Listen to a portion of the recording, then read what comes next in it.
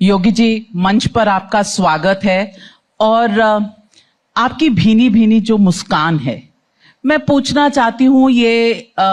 महाकुंभ का प्रयोजन जिस तरह से चल रहा है, ये उसके बारे में है। आपकी उपेक्षा के मुताबिक सब चल रहा है। जितने श्रद्धालु आ रहे हैं, कितना आपने सोचा था, कितना आपने प्लान किया था, मन में कभी भी कोई शंका रही थी? थोड़ा अपने मन का आज हाल बताइए। नाविका जी, मैं आपको और आपकी टाइम्स नौ भारत को की पूरी टीम को और टाइम्स नौ के जितने भी दर्शक हैं, इन सब का मैं अभिनंदन करता हूं। महाकुंभ प्रयागराज ये हमारे जीवन का एक अद्भुत क्षण है और ये हमारा सौभाग्य है कि इस पूरे आयोजन को आयोजित करने और इस आयोजन के साथ हमें जुड़ने का एक सौभाग्य प्राप्त हुआ है। आज जो कुछ भी आपको प्रयागराज में नजर आता है, व्यवस्था से संबंधित हो, सुरक्षा से संबंधित हो, ये सब देश के यशस्वी प्रधानमंत्री श्री नरेंद्र मोदी जी के विजन का परिणाम है और उन्हीं के विजन को वहां पर जमीनी धरातल पर उतार करके महाकुंभ के इस आयोजन को हम लोग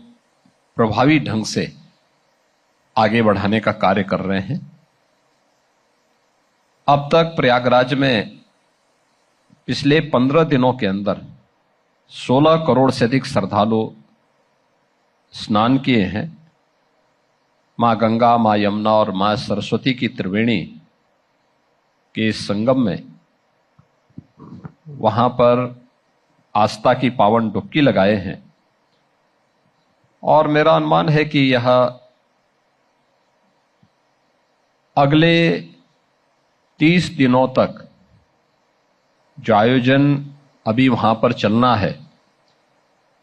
वहां पे इतने श्रद्धालु आएंगे कि ये दुनिया की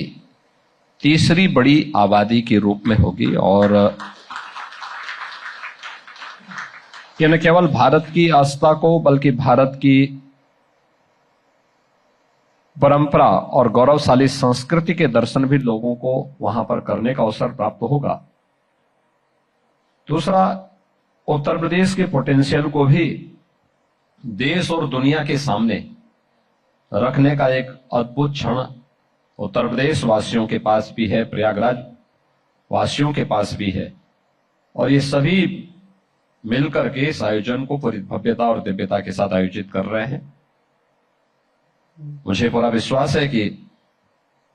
26 फरवरी 2025 को महाशिवरात्रि के दिन जब महाकुंभ प्रयागराज 2025 को विराम मिलेगा, तो एक नए भारत का, नया उत्तर प्रदेश आस्था और आधुनिकता के एक महासमागम के रूप में इस प्रयागराज कुंभ को लोग याद करेंगे। बिल्कुल, आपने इस तरह का वहां प्रदर्शन देखा है लोगों ने कि चाहे वो देश से हो या विदेश से हो,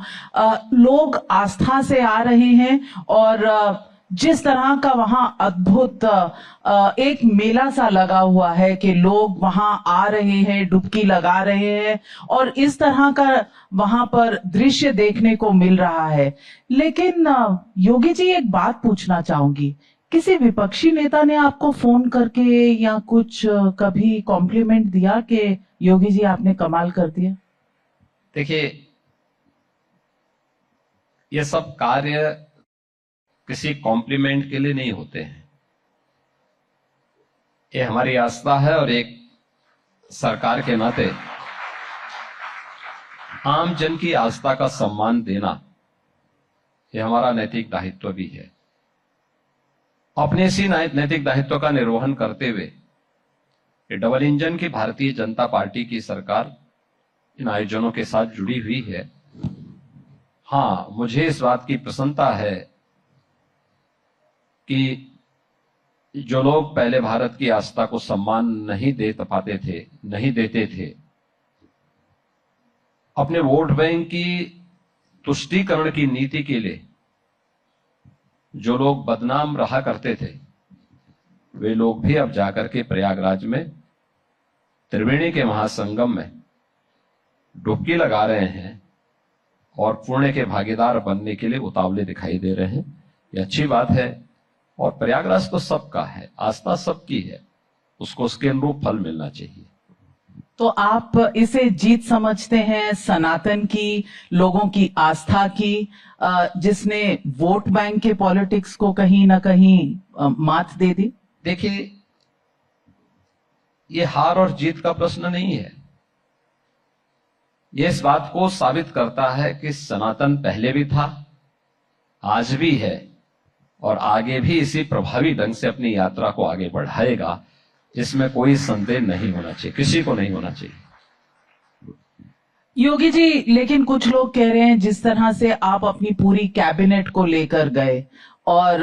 डुबकी लगाई, उन्होंने कहा ये शो ऑफ ज्यादा है और जो शब्द उन्होंने प्रयोग किए, मेरे ख्याल से मैं बोल भी नहीं सकूंगी, लेकिन उन्होंने कहा कि छपरी के डैश डैश की तरह यहाँ पर डुबकी लगाने आए हैं। आपको लगता है ये भाषा, ये अमर्यादित भाषा जो है, ये फिर चुनाव का कुछ प्रेशर है? देखिए, जाकी रही भावना जैसी, प्रभु मूर्ति देखी दिन तैसी। जिन्होंने कभी भारतीय आस्था को, भारत के सनातन धर्म की आस्था को कभी सम्मान नहीं दिया, उनसे अपेक्षा करना कि वे सनातन धर्म की आस्था को सम्मान देंगे, ये मुझे लगता है कि अपने आप में एक गलत गफलत होगी और इस गलत फहमी को हम लोग कभी नहीं पालते। जो कार्य उत्तर प्रदेश सरकार के कैबिनेट ने किया और मेरा पूरा मंत्री परिषद प्रयागराज में जाकर के मां गंगा, मां यमुना और मां सरस्वती की त्रिवेणी में पावन आस्था का स्नान करते हुए पुण्य का भागीदार बना और वहां के विकास योजनाओं पे चर्चा किया। कोटि कोटि श्रद्धालु जो देश और दुनिया से आ रहा है, उनके द्वारा किए जा रहे पावन आस्था के स्नान ने उन सभी लोगों को, जिनकी सनातन पे आस्था नहीं थी, जो लोग अपने तुष्टीकरण के लिए कुख्यात हुआ करते थे, उनको न केवल डुबकी लगाने के लिए मजबूर कर दिया,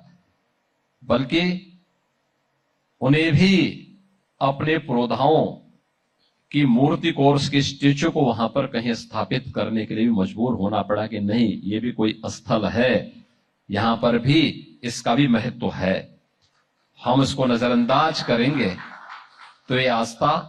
न जाने कितने लोगों को नजरअंदाज कर देगी।